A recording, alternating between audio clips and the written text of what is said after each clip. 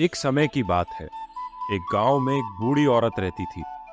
उसके 3 बेटे राम, श्याम और घनश्याम थे। राम और श्याम दोनों ही बहुत आलसी और कामचोर थे।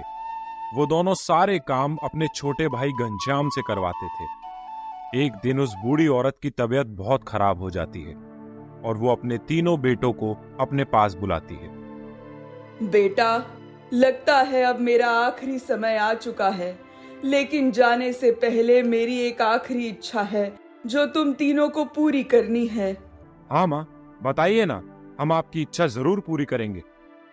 बेटा, जब मैं मर जाऊंगी तब मेरे मरने के बाद तुम तीनों एक एक करके 3 दिन तक शमशान के बरगद के पेड़ के नीचे मेरे लिए खाना लेकर आना। ऐसा कहकर वो बूढ़ी औरत मर जाती है और तीनों भाई रोने लगते हैं। फिर तीनों भाइयों को अपनी माँ की कही आखिरी इच्छा याद आती है। अरे छोटू, तू एक काम करना, आज मेरी जगह तू ये खाना माँ के लिए शमशान में लेकर चला जा। लेकिन भैया, आज तो आपकी बारी है माँ के लिए खाना ले जाने की। अरे हाँ, वो बात तो है, लेकिन मैं इतनी रात में कहाँ जाऊंगा, तू ही चला जा। अपने बड़े भाई की बात मानकर घनश्याम उसकी जगह खाना लेकर शमशान में बरगद के पेड़ के नीचे पहुंचता है। माँ, माँ, मैं आपके लिए खाना लेकर आ गया हूँ, खा लीजिए। कौन? मेरे बड़े बेटे, तुम आए हो? नहीं माँ, मैं आपका घनश्याम हूँ। हाँ बेटा, सब ठीक है ना? तुम सबको खाना तो समय से मिल रहा है ना? हाँ माँ, हम सब ठीक हैं और हमें खाना भी वक्त पे मिल जाता है। फिर खाना खाकर उसकी माँ वहां से गायब हो जाती है। फिर अगली रात उसका मंझला भाई श्याम खाने की थाली लेकर छोटे भाई से कहता है, अरे छोटू, मेरी जगह आज तुम माँ के लिए खाना ले जाओगे क्या? लेकिन भैया, आज तो आपकी बारी है माँ के लिए खाना ले जाने की।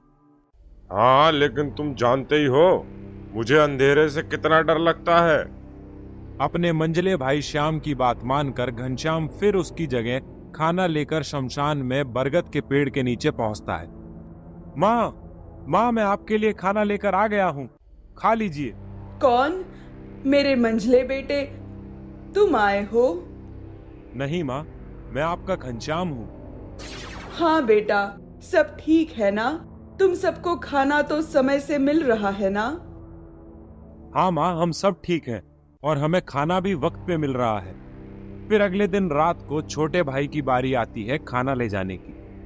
वो अपनी माँ के लिए खाना लेकर बरगद के पेड़ के नीचे पहुंचता है। माँ, मैं आपके लिए खाना लेकर आ गया हूँ, खा लीजिए। कौन? मेरे छोटे बेटे, तुम आए हो? हाँ माँ, आज मैं आपका घनश्याम आया हूँ। हाँ बेटा, सब ठीक है ना? तुम सबको खाना तो समय से मिल रहा है ना? हाँ माँ, हम सब ठीक हैं और हमें खाना भी वक्त पे मिल रहा है। मेरे आज्ञाकारी बेटे, 3 दिन तक सिर्फ तुम ही मेरे लिए खाना लेकर आए हो। मेरे बाकी दोनों बेटे मेरी अंतिम इच्छा भी पूरी नहीं कर सके। मेरे पास तुम तीनों के लिए कुछ तोहफे थे, लेकिन अब मैं वो तीनों तोहफे सिर्फ तुम्हें ही दूंगी, जिसकी मदद से तुम अपनी आगे की जिंदगी को संवार सकोगे। फिर माँ अपने छोटे बेटे को एक कटोरा, एक बड़ी सी रस्सी और एक धागे का बंडल देती है। लेकिन माँ, ये सब मेरे किस काम का? मैं इन सब का क्या करूंगा? बेटा, इस कटोरी को तुम बोलना, कटोरी कटोरी मुझे खाना दो। ये तुम्हें खाना देगी। इस रस्सी के बंडल को कहना कि मेरे लिए कोई भी वस्त्र बुन दो। ये तुम्हें वस्त्र बनाकर दे देगी। और इस रस्सी से कहना, मुझे मेरी मंजिल तक पहुंचाने में मदद करो। ये तुम्हें तुम्हारी मंजिल तक पहुंचाएगी।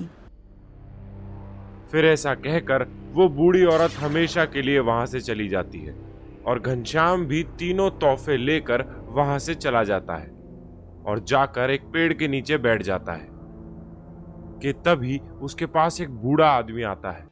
बेटा, मुझे बहुत भूख लगी है, कुछ खाने को दे दो बेटा।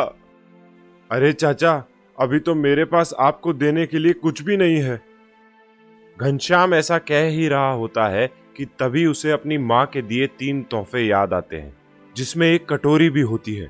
फिर वो उस कटोरी को निकालता है और उससे कहता है, अय कटोरी, मुझे और इस चाचा के लिए कुछ खाने को दे दो। तभी वहां पे ढेर सारा खाना आ जाता है।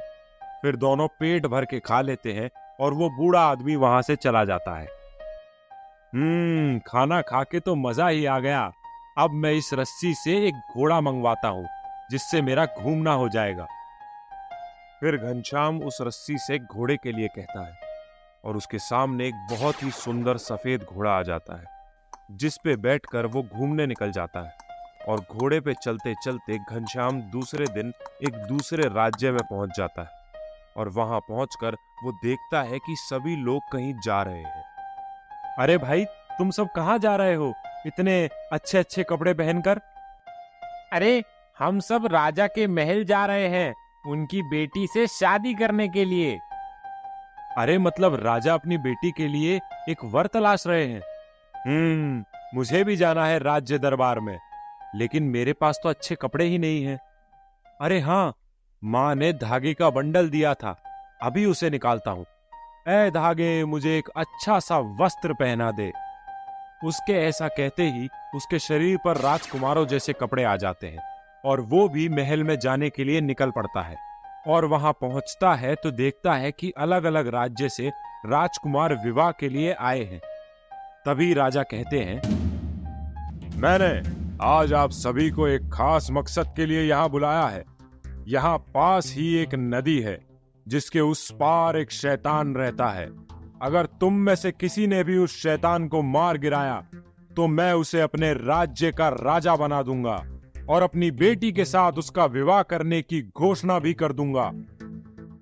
राजा की बातें सुनकर सभी लोग वहां से घबरा कर गायब हो जाते हैं।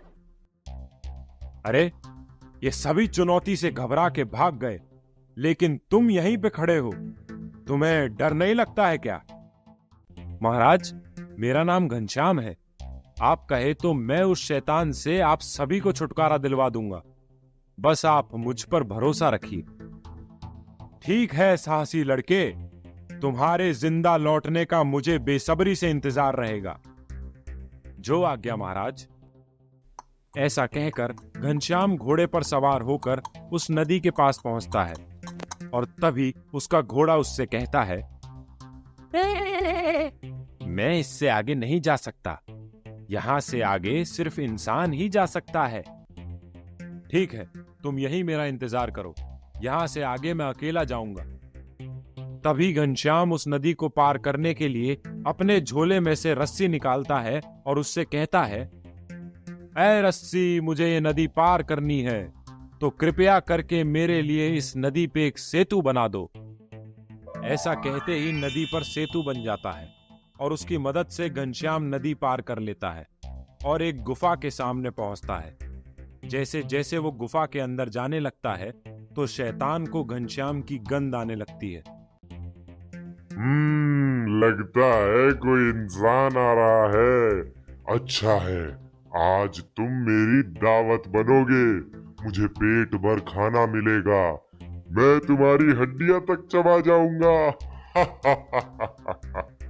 हिम्मत है तो मुझे हाथ लगाकर दिखाओ, देखता हूं तुम क्या करते हो।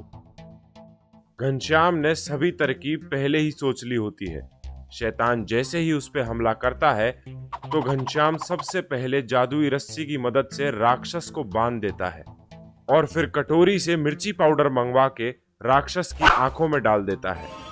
ऐसा करते ही राक्षस जमीन पर गिर जाता है और फिर रस्सी की मदद से घनश्याम राक्षस को नदी में ले जाकर डुबाकर मार देता है। और इस तरह घनश्याम माँ की दिए हुए 3 तोहफे की मदद से राजा को किया गया अपना वादा पूरा करता है। चलो, ये शैतान तो मर गया, अब राज्य के सभी लोग आराम से रहेंगे। अब मुझे भी अपने घर जाकर अपने भाइयों का हाल चाल लेना चाहिए। फिर घनश्याम अपने घर पहुंचता है और अपने भाइयों को सभी बातें बताता है, लेकिन उसके भाइयों को उस पर बिल्कुल भी भरोसा नहीं होता है। अरे चल चल, बड़ा आया शैतान को मारने वाला, और माँ ने तुझे ऐसे कौन से 3 तोहफे दे दिए? हम भी उनके बेटे हैं, उन्होंने हमें क्यों नहीं दिया कोई तोहफा? चल निकल यहाँ से, बड़ा आया है माँ का लाडला। ये सभी बातें हो ही रही थी कि घनश्याम को ढूंढते हुए राजा उसके घर पर आते हैं।